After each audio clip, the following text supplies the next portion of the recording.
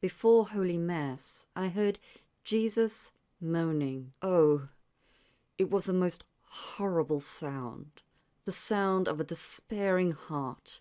He was crying, sobbing so deeply that his body was convulsing in tears of anguish. I felt a desperate desire to help him and asked him, "What is happening, Jesus? What is causing this horrific affliction?" He drew me to his eyes. As I stared into them, I followed his gaze. He was looking downward at his mother, just below him to his left. I saw only her, only from the chest up, and she was suspended in time and space. I felt like I was privy to a most intimate, sacred moment between mother and son. She was weeping tears of blood.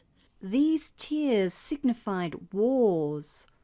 Wars not just between nations, but also wars within the human hearts of her children, who are misled, misguided, and being led astray as lambs among wolves. She looked up at her son and at her children. Jesus said in an anguished moan, despairing with uncontrollable sobs, "O sorrow of sorrows!" He was anguishing over the painful sight of his mother, whom he loves with excruciatingly tender love. He was hurting for her as he looked at the pitiful, sorrowful sight of his mother, sobbing over the choices of her children with an indescribable ache. "O sorrow of sorrows!" he echoed again, wanting her pain and stop the flow of her bloody tears. Mary raised her hands to show Jesus the light within the spaces between her fingers, unused, unwanted, unnoticed graces from heaven, light of fragrant joys and promises meant for her children to imbibe. She spoke to her son, but in a language I could not hear nor understand. It was heart to heart. She was gazing at his sorrows over the great loss of their children, who would in a short period of time be lost to perdition. Then she intimated something to him with an anguished moan that spoke these tortured words from the language of her heart to that of her son.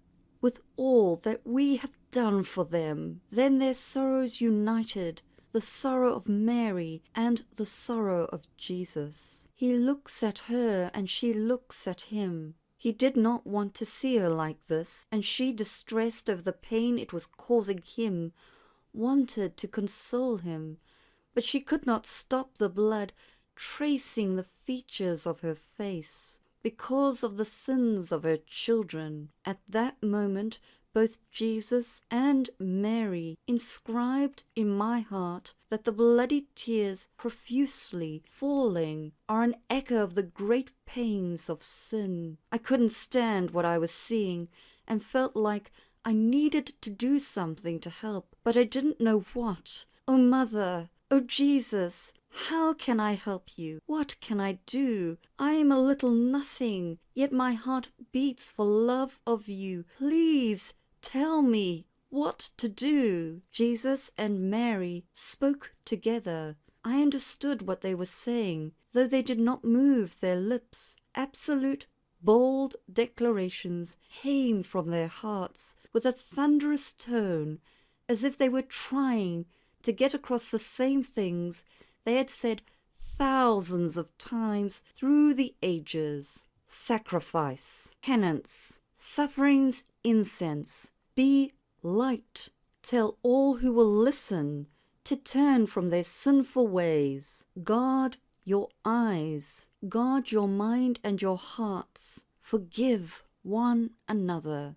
Cherish your moments, for they are counted. Do not concern yourself with trifles. Deepen your prayer life as one who is dependent on the nutrients received while in communion with me. Be the example, the witness of love and perseverances. He said the word in plural. I have said so. He said these words empathetically, with intense power, lest there be any doubt of their seriousness. Be watchful and attentive. I am with you. As a river flows to the ocean, I am the gentle current leading the way. I love you, all of you.